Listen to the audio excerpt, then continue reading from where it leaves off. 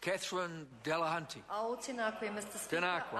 It's great to take a call finally on the third reading. It's been an exciting, dynamic process to date. I was on the Select Committee and I really enjoyed the Royal Society Bill.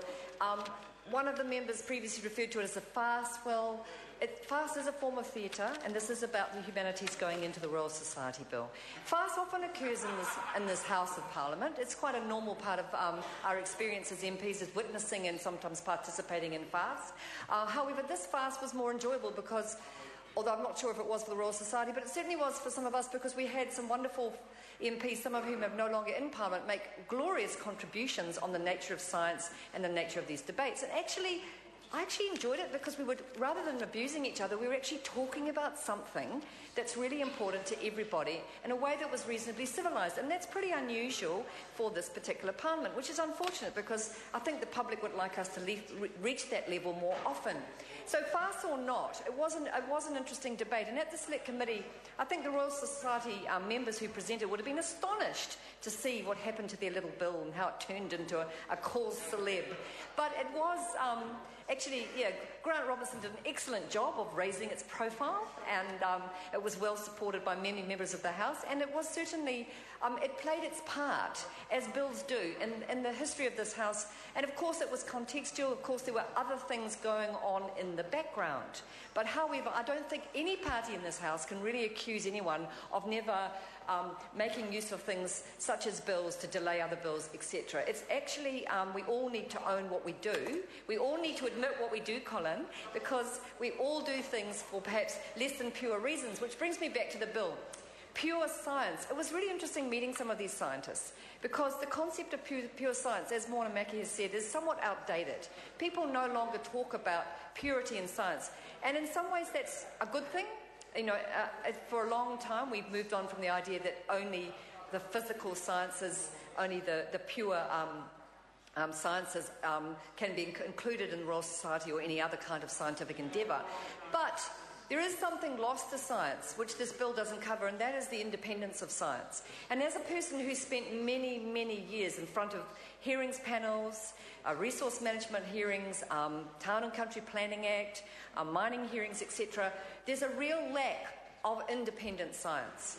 We struggle because now everybody, since the loss of the DSIR, which I'm old enough to remember actually made a real contribution in this country, what we struggle with is that the CRIs and even groups like the Royal Society, always looking for funding, have to find money to allow them to do things that they want to do. And in that process, they often lose focus on the idea of public good science. And we had an example of that at the Select Committee today. Public good science is not necessarily well served by this bill, but the Royal Society does its best. And it has actually brought up many good issues in this country, not all of which the Green Party's agreed with. I think the GE one would have to be, you'd have to say we were robustly in opposition to their position.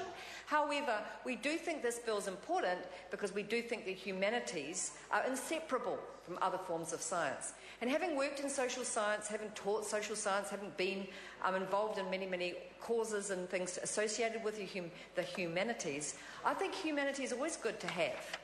No matter what you're doing, it's good to remember that you're a human. It's good to remember that we're not living in an ideologically pure, theoretical, scientific universe. We're actually living in a universe where our humanity, especially in science, needs to be present. Otherwise, we invent things like nuclear weapons. Otherwise, we invent things like chemicals that have intergenerational capacity to destroy people's lives. So it's very important that humanities are included in the Royal Society's work, even though some of the scientists, in a kind of, dare I say it, dualistic and patriarchal manner, were a little bit nervous about it. But as Moana says, the majority of them have already moved on.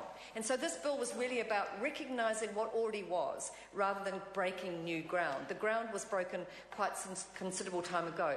And what I'd be hoping for the Royal Society, and it'd be interesting if we ever became a republic, because what would you call it? Would you call it the Republic Society? It's not having quite the same ring to it. But it'd be quite interesting. I'd be also interested in if we changed the word fellow and got a little bit more modern with that as well. What would we call it? I've got this strange addiction to the word person, Mr. Speaker, that actually you could refer to people as people rather than having to give them a gender. But maybe I'm a little bit advanced for the Royal Society. And maybe it's impossible to distinguish between scientists. They all have to be given these obscure titles. However, back to the Royal Society Bill. I think It was a very interesting debate, and I really enjoyed aspects of it, but I do think that it's very important that the Royal Society continues to develop.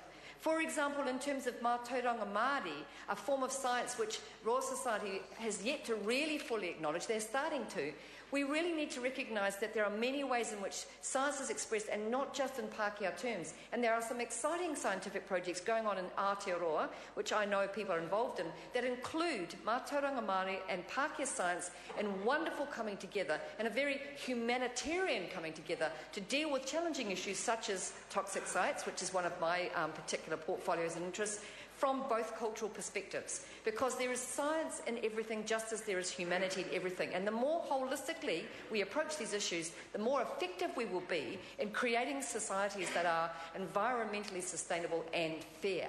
And so the Royal Society Bill really did appeal to the Greens because it was about taking a more holistic approach to the whole thing. Apart from that, I did witness some of the disquiet that some of the members had at the Select Committee, but I do feel that they were expressing a minority view. I mean, members of the Royal Society, not members of the Parliament, because in fact, for once, everyone in the Select Committee agreed. There was a glorious calm, a genuine interest in the issue, and then we got to Parliament and, of course, into the House, and everything went into its usual state.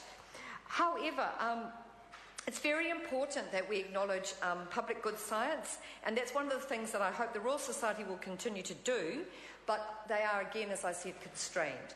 I just wanted to say that David Clendon and I are really thrilled to take a call at this point, because we have enjoyed the ride, we have enjoyed the process, and we think that the Royal Society will go down in history as one of the more passionately debated bills that we've ever, of such import to the nation that we've ever heard. So, I'm not being frivolous. I actually think at the heart of this, as I think another member said, is that learning is what we are human for. Without learning, we learn good things or bad things, but if we don't have a focus on recognising that we learn all the time, we do not advance as a culture or as cultures. And so, whether the Royal Society Bill has really changed the culture, I don't know, but I do feel as if we certainly gave it a very, very good airing. Thank you, Mr. Speaker. I call the honourable member